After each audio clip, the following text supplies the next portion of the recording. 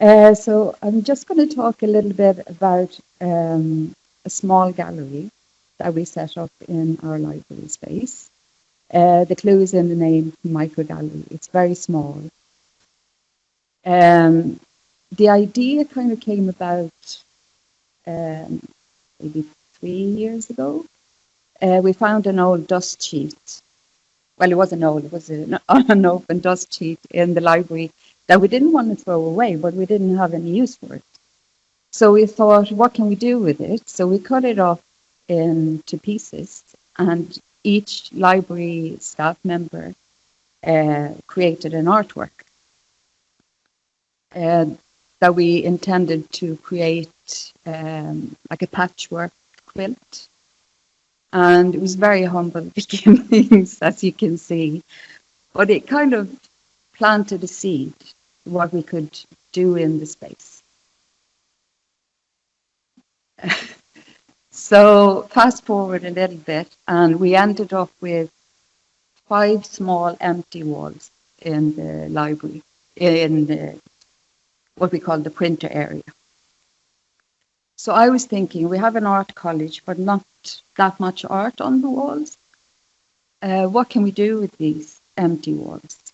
So I thought, how about create a small gallery that students and staff can use. Um, for students, they have their small studios, and sometimes it's nice to be able to bring the work out of the studio to see it in a different context. So that's what we wanted to offer. So we started by recycling the trusty old dust sheets, and we cut them back into their original forms.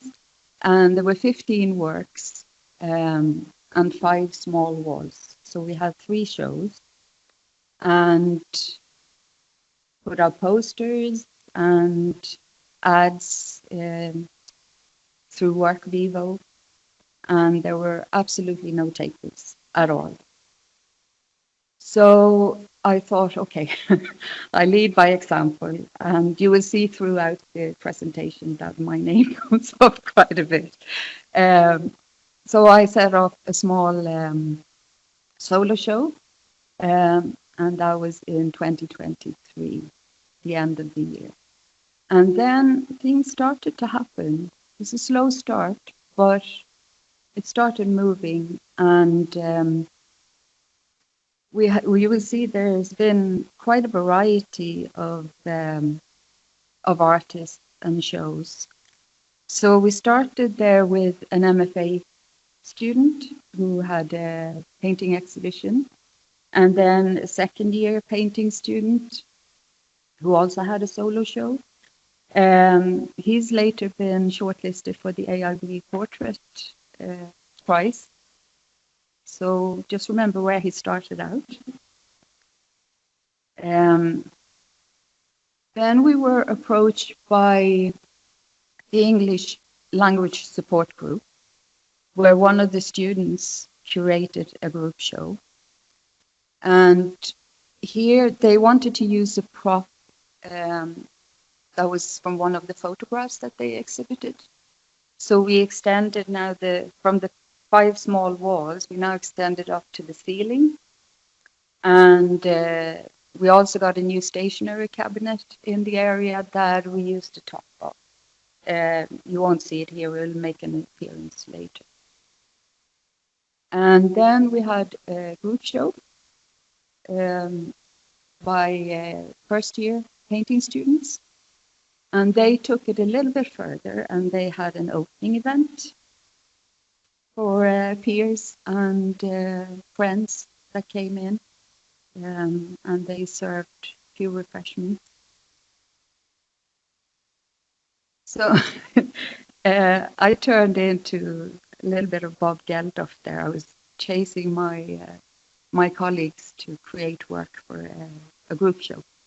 Because this summer we didn't have anything in the gallery, but for the term start, I wanted to show how can you use this space. So we wanted to show up. And most of the staff in the library are practicing artists or have some kind of artistic background. So there was quite a variety. And as you can see, we kind of developed a little bit from the dust sheet exhibition. Um, so there were a wide range of works, prints, textile, paintings, art research, and so on, and sculpture there as well. Um, then there was a symposium in the college, and we were approached. They asked could they use the gallery for an exhibition in relation to the symposium. So now we extended out into the main library as well. So we used the windowsills, the walls, the furniture, and the sides of the bookcases. So the area where the college is located is called the Liberty, and they have a long history of textile and weaving. So they collaborated with the Liberty Weavers. So it's their work and some of the tutors' works as well are in the gallery. And then we expanded even further to the issue desk area. There was another symposium, this time a media symposium, where they wanted to have a small display of books relating to the symposium. And they had a few film props that they used, and they also had they created a scene for the symposium. So they put enlarged uh, pages from the scene in the gallery area. And me again, kind of seeing different spaces that you can use for artwork. Um, the library is located in two different buildings that are connected with a bridge. And that bridge have all windows, and it's perfect for work that creates reflection. So I put in an installation there that is made of colored acetate sheets. So it was up there for quite a while, but then we were approached by a painting tutor who asked could they use the space for a module that they were doing. And we were delighted, absolutely. So now we extend it out to the bridge as well. And it's intended to be an occurring event every year that they will do this module. And currently in the gallery, we have the pigeon exhibition. So that's the NCAD Birdwatching Society. They created a show for the outdoors. We call it the Grey Square on campus. And they wanted to create something for the, the pigeon community. So they put the works really low, and then they put out seeds to attract the pigeons there for the opening. And apparently it was very popular. So then they wanted to take the exhibition indoors without the birds for the human community of NCAD. So that's on at the moment in the gallery. So the gallery is one way of having art on the wall is a part of making the library more inviting and welcoming. And we put a focus on students, neurodivergent students or autistic students, in that sense, to make it a warm space. So the artworks was one thing. And then this is around our issue desk area and the entrance of the library. It was quite a mishmash of tables, and there was no order. So we got a few new bookcases, new signage, and we now have like proper displays of new books.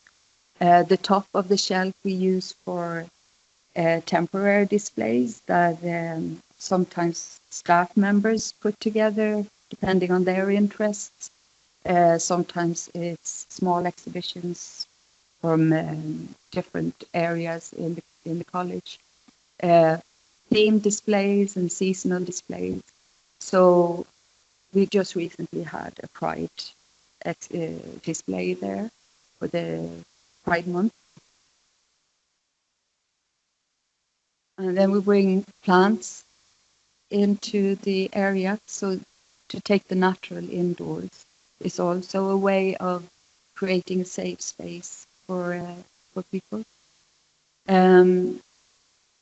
Finding Wally. So here, can you spot my colleague Aideen in there? So the plants have all been brought in by staff members. And then me again, spotting an area a big wall that was empty. And the medium that I work with is textile.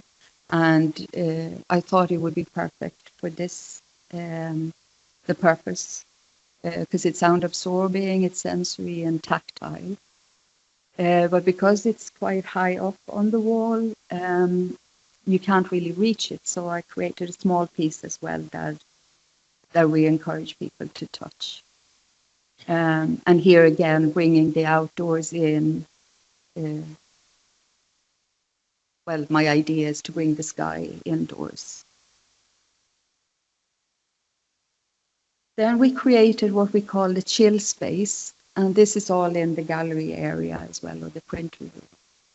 So we got some armchairs and cushions, and just to try to make it more inviting again, for students to sit and chat.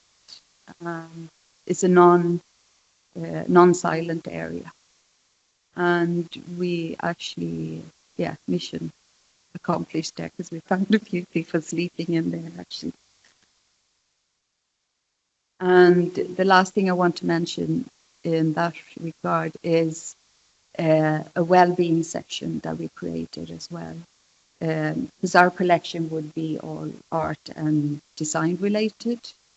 But in here we have books on health and well-being. And we also put some drawing materials in there that students are encouraged to use.